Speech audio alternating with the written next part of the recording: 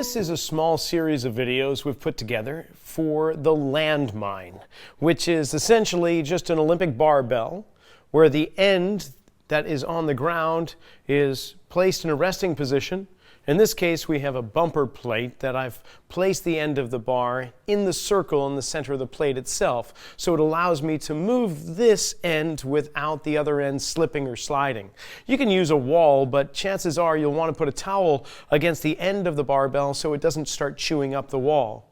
In this case, any weight plate, an Olympic size weight plate, such as a 45-pound or something similar, is going to be just what you need so that the bar doesn't go anywhere. In this particular movement, we call it Landmine Turns. You're going to assume a position that's holding on with both hands to the end of the barbell. Starting with it just around chin or slightly higher, maybe head level, you're going to turn the torso and the hips and allow the bar to come down toward one side so it comes down to just about mid-thigh. And then driving off that leg and using the rest of the body to bring it back up to center, we take a trip across to the other direction. Now there's many variations to this turning action.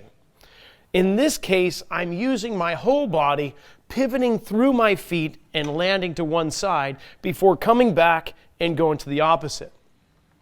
If I want a little bit more focus on the torso and the muscles surrounding the corset, midsection like abdominals, obliques, low back, I can keep my hips out of it and have them try and stay still and come across without any real hip rotation. There'll be a little bit, but the majority of the movement's coming from the torso.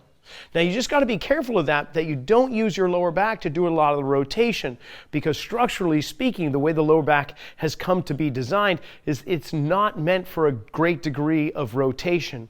It's typically the hips and pelvis and mid-back that are going to take on the role of rotating. So if you are keeping the hips fairly still, rotate through that mid-back is essential.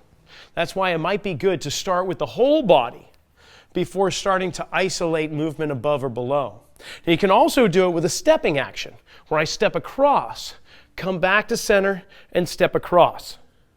These are all valid ways of doing it, and it's not that one is better than the other, they're just offering a different type of intensity or demand onto the body.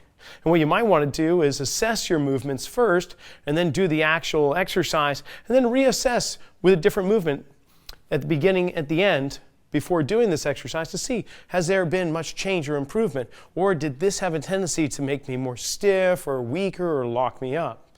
So again, holding here, rotating over.